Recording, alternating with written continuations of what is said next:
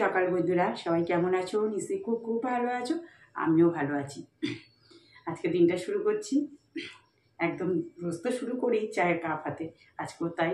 মাঝে মাঝে হয়তো একটু অন্য দিক দিয়ে শুরু করি, কারণ এই সময়টা থেকে একটু ফাঁকা হয়, এই সময়টা থেকে আমার ব্লগটা শুরু করতে সুবিধা হয়। যে টুকটাক তো ঘরের অনেক কাজকর্ম সেরে ফেলেছি। আর আজকে সকালবেলা উঠে দেখি কী রোদ উঠেছি, ঝলমলের। ছাদে গেছি বাড়ি, তখন মানে উঠছে, তখন ছাদে গেছি যখন 5:45 বাজে, 5:30 উঠেছি। তারপরে টুকটাক যা ফুল পেলাম একটা টগর, আর সামনের গাছে রঙ্গোলি ফুল, মানে এত সুন্দর তুলে নিয়েছি, বুঝিয়ে দিতে সুবিধা হবে। আজকে মঙ্গলবার আছে আজকে। তারপরে তোমার এই যে টুকটাক রান্নাবান্না করলাম, তোমার দাদাভাই খেয়ে বেরিয়ে গেল। এবার খেয়ে বেরিয়ে গিয়ে আমাকে ফোন করলো যে ট্রেনের আজকে গন্ডগোল, আর মেয়ের আজকে থেকে এক্সাম, তো ওর দেরিতে আছে। আমাকে বললো ওকে একটু তাড়াতাড়ি বের করে দেবে। আমি বলি হ্যাঁ, আমি তো তৈরি করে দেবো সবই, ও যদি এখন তাড়াতাড়ি না বেরোয়। কি কালকে কি ট্রেন যাচ্ছিলো দেখলাম, আজকে এই ট্রেনের গন্ডগোল। এই একটা খুব চিন্তা, জানো তো। আর ওই যে ডাস্টবিনের আওয়াজ পাচ্ছি, বাসির আওয়াজ। তাহলে এখন একটু চা খাবো, তারপরে তাড়াতাড়ি করে আমাকে রান্না করতে হবে, কারণ মেয়ে খেয়ে বেরোবে। তাহলে তোমার সঙ্গে থাকো, দেখতে থাকো।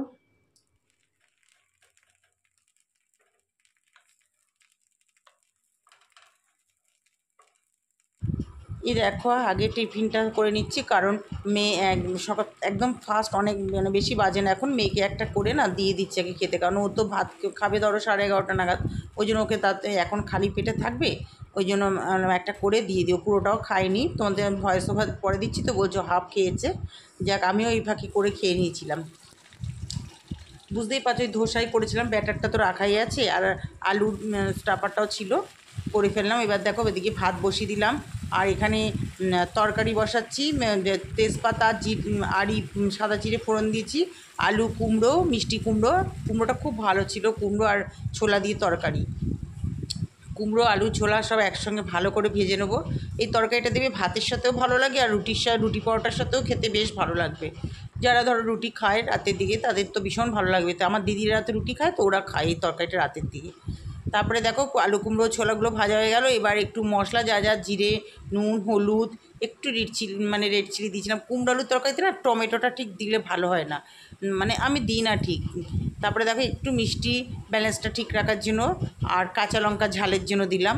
এই তো মশলা বাস দিয়ে এবার ভালো করে একটু কষিয়ে নিচ্ছি।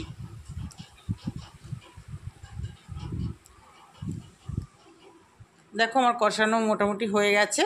এবার জল দিয়ে দেবো, বেশি জল দেবো না, কারণ এই যতটুকু সেদ্ধ হতেই লাগবে, আলুটা সেদ্ধ হতেই লাগবে, কুমড়ো তো তাড়াতাড়ি সেদ্ধ হয়ে যাবে। যে কুমড়োগুলো না পেছনে একটু সবজি মতো থাকে, মানে হাফ সবজি, সেই কুমড়োগুলো খুব ভালো হয়, আমি দেখেছি। তারপরে দেখো, এদিকে ভাতটা এই যে ফুটে উঠেছে, ভাতটাও নামিয়ে নিতে হবে, হয়ে এসছে ভাতটা। আর তরকারিটা এবার যখন ফুটে উঠবে সিম করে দেবো। এই যে মাঝে মাঝে একটু নাড়াচাড়া করে দিয়েছি, বাস হয়ে গেছে আমার কুমড়ো আলু ছোলা দিয়ে একদম তরকারি রেডি। দেখো, পুরো তরকারিটা হয়ে গেছে, একদম শুকনোর মতো করেছি। আর খেতে কিন্তু বেশ ভালো লাগে তরকারিটা, এরকমভাবে করে দেখবে। সবাই অবশ্য করে এরকমভাবেই, এটা তো নতুনত্ব কিছু নেই। তারপরে দেখো, কড়া ধুয়ে ঠুয়ে আবার একটু ফুলকপি দিয়ে মাছের ঝোল করবো, জানো তো। ফুলকপিগুলো দেশি ফুলকপি তো ভীষণ ভালো লাগে, এখন রুই মাছ, কাতলা মাছের ঝোল যদি ফুলকপি আলু দিয়ে বড়ি দিয়ে করা হয়। ফুলকপিটা একটু জাস্ট বয়েল করে রেখে দিয়েছি পাশে, একটু সবজির মতো একটা জল বেরোনো, ওটা ফেলে দিলেই বাস, তাহলেই খুব ভালো। এবার মাছগুলোকে বেশ একটু কড়া করে ভেজে নিচ্ছি। পেটিগুলো এত বড় সাইজে না, জায়গায় ধরছে না কড়াতে। এবার তেলাপিয়া মাছও একটা ছিল, সেটাও দিয়ে দিলাম। ওই দেখো, আর এক পিস মাছ দেবো, জায়গায় খুঁজে পাচ্ছি না। আর বারবার নাড়াচাড়া মানে বারবার করে ভাজতে না বড় বিরক্তি লাগে, যতভাবে তাড়াতাড়ি এখান থেকে ছুটি নেব। তারপরে দেখো, মাছ বড়ি ভাজা হয়ে গেছে, এবার ফুলকপিগুলো খুব সুন্দর করে ভেজে নিচ্ছি। মানে যত ভেজে রান্না করবে, তত রান্না বেশ টেস্টি রান্না হবে। এ দেখো, ফুলকপিগুলো এবার ভেজে তুলে রেখে দেবো। এবার কড়াতে জিরে আর তেজপাতা ফোড়ন দিয়েছি, দিয়ে এবার আলুগুলো দিয়ে দেবো। আলুটা সুন্দর করে আবার আলুটা ভেজে নেবো। তারপর মশলাটাও রেডি করে রেখে দিয়েছি, ওই আদা বাটা দিয়েছি একটু, ফুলকপিতে তো একটু আদা বাটা দিতেই হবে। আদা বাটা, জিরে, নুন, হলুদ, কাঁচা লঙ্কা, আমরা তো ঝালের জন্য কাঁচা লঙ্কাটাই খাই, একটু টমেটো, বাস। এখানে আবার চিনি কিছু দেবো না, কোনো দরকার নেই এখানে চিনি দেওয়ার। একটু রেড চিলি দিয়েছিলাম কালারটার জন্য, বাস। এবার টমেটোটা দিয়ে এই করে ভালো করে নাড়াচাড়া করে দিচ্ছি। এটা যখন একটু কষানো মতো হয়ে যাবে তখন ফুলকপিগুলো দিয়ে দেবো। একটু ফুলকপিগুলো দিলে কী হবে, ফুলকপিগুলোর মধ্যে একটু মশলাটা ঢুকে যাবে। বাস ফুলকপি দিয়ে দেখো একটু নাড়াচাড়া করে দিচ্ছি, তারপরে জল দিয়ে মাছ আর বড়ি দিয়ে দিলেই হয়ে যাবে। এখন আর শীতকাল বলে কিছু নেই, দেখো সব সিজনেই সব কিছু খাওয়া যাচ্ছে। বাস এবার মাছ বড়ি সব দিয়ে দেবো। আর এই দেশি ফুলকপিগুলো এত ভালো না, একটা ফুলকপি ভাঙে না, যেমনকার ফুলকপি তেমনই থাকে। আর দেখবি শীতকালে ওই শেষের দিকে যখন ওই কপিগুলো বেরোয়, আমার কী বিরক্তি লাগে ওগুলো, কি বলবো, ওই ঠোস ঠোস এই বড় বড় কপিগুলো। দেখো এবার ঝোল ফুটে উঠেছে, আমার মাছের ঝোল পুরো হয়ে গেছে। মাঝখানে একটু ফুটে উঠেছিলো যখন সিম করে দিয়েছিলাম গ্যাসটা, আলুগুলো সেদ্ধ হয়ে গেল, পুরো রেডি আমার ফুলকপি আলু দিয়ে মাছের বড়ি দিয়ে মাছের ঝোল। আর মাছের ঝোলটা সত্যি খেতে ভালো হয়েছিল। তোমাদের দাদাভাই তো রাতে থেকে বললো, আরে ফুলকপি কবে নিয়ে আমি তো আনিনি। আমি যে আরে তুমিই নিয়ে এসেছিলে সেদিনকে নিরামিষ তরকারি খেলে না, তাড়াতাড়ি আজকে সারলাম, বলছে খেয়ে বেরিয়ে যাবে। আবার ট্রেনে নাও, বারবার ফোন করে বলছে ট্রেনের গন্ডগোল আছে, তাড়াতাড়ি বের করে দেবে, ওকে তাড়াতাড়ি বেরোতে বলবে। আমি আচ্ছা ঠিক আছে। আবার একটু একটু মেঘলাও করে আসছে। তারপরে দেখো বাসন টাসনগুলো বেসিন পরিষ্কার হয়ে গেছে, বাসন টাসনগুলো সব শুকিয়ে গেছে।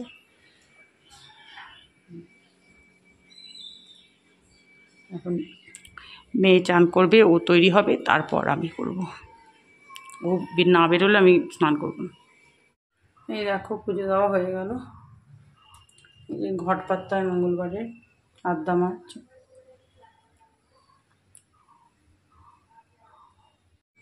এই দেখো পুজো দিয়ে নেবে, মেয়ে আছে তো মেয়ে নেবে, মেয়ে তো চলে গেছে অনেকক্ষণ আগে, ও এক্সাম খেয়ে দিয়েই সব গেছে এক্সাম দিতে।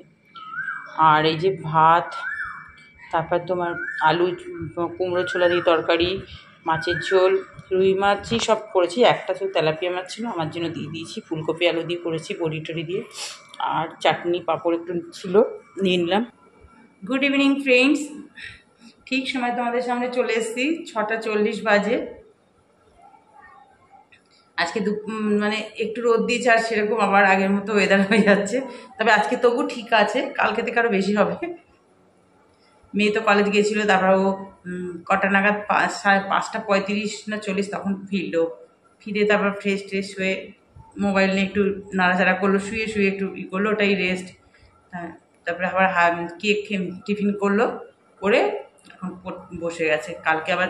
কালকে তো অনেকক্ষণ পরীক্ষা, 8:30টায় বেরোবে, আসবে আজকে যেরকম এসছে সেরকম। আজকে তো দুপুরবেলা 12টা নাগাদ বেরিয়েছিল, ট্রেনের গন্ডগোল ছিল তো ওই জন্য। আর নাহলে 12:30 বা ওইরকমই সিনেমায় বেরোতো, আমি তবু 12টা বাজবে, তাড়াতাড়ি ওর বাবা ফোন করছে বের করে দাও, নাহলে ট্রেনে যেহেতু গন্ডগোল হয়েছে আজকে। যাক তো ভালোভাবেই পৌঁছে টুছে গেছে ওরা। তাও দেখেছি আমি অ্যাপে দেখছি যে কিছুটা 2টো স্টেশন গিয়ে না দাঁড়িয়ে আছে, সহজে যাচ্ছে না, যে এই রে। তারপর দেখলাম না, কিছুক্ষণ বাদে বললো যে সিগন্যাল পাচ্ছিল না। আমি যে হ্যাঁ, ও তো ট্রেন আছে, পুরোটাই তো গন্ডগোল সকাল থেকেই। এই যে এখন একটু চা, সন্ধে দেওয়া হয়ে গেছে, সন্ধে দিয়ে টিয়ে নেবে একটু চা করলাম, চা বিস্কুট খাবো, এখন খেয়ে ছাদে যাবো। মনে হচ্ছে গাছে গাছে জল দিতে হবে, এখন কালকে যা বৃষ্টি হয়েছে।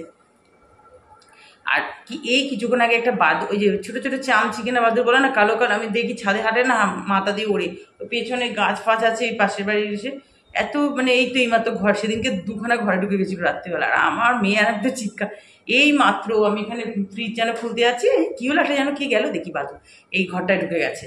আর দরজাটা বন্ধ করে দিয়েছি, বারান্দা দিয়ে যদি বেরিয়ে যায়, বেডরুমে ওখানটা বন্ধ আছে। আমার মেয়ে তো আগে আগে উঠে নিজের ঘরে দরজা বন্ধ করে দিচ্ছে, ভীষণ ভয় লাগে ওগুলো। ওর বাবা বললো হ্যাঁ তো চিৎকার করার কি আছে, ভয় যায়, চুপ করো, ওগুলো চিৎকার করার কি আছে বাবা।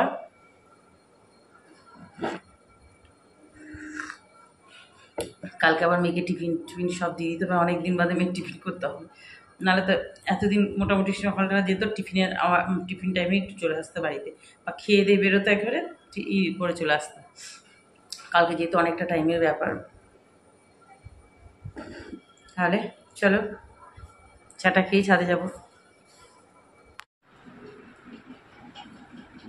আবার তোমাদের সামনে আসলাম, এই যে এতক্ষণ বসে বসে চুল টুল বাঁধছিলাম, কারণ কিচেনের সব কাজ তো হয়ে গেছে, খাওয়া দাওয়া অনেকক্ষণ মিটে গেছে। ওই যে আরেকজন এখানে চলে আসলো পড়তে, এই ঘরে নাকি বেশি ঠান্ডা, এই মাত্র কি হাওয়া দিচ্ছিল, ওর পড়ার ঘরে, ওর ঘরে কিন্তু বেশ হাওয়া আছে, কিন্তু ওর ঘরে থাকো না, ওখানে নাকি ওই পেছন দিকে মশা ঢুকে যাচ্ছে নাকি, এই ঘরে নাকি মশা নেই। ওই যে মোবাইল নিয়ে এখন বসেছে, আমি বললাম তুই কি মোবাইল ঘাঁটতেছিস সেখানে? তাহলে বন্ধুরা, ভিডিওটা আজকে এই পর্যন্তই। সবাই ভালো থেকো, সুস্থ থেকো, আর আমার ভিডিওটা একটু সাবস্ক্রাইব করে লাইক করে পাশে থেকো। Tata, good night.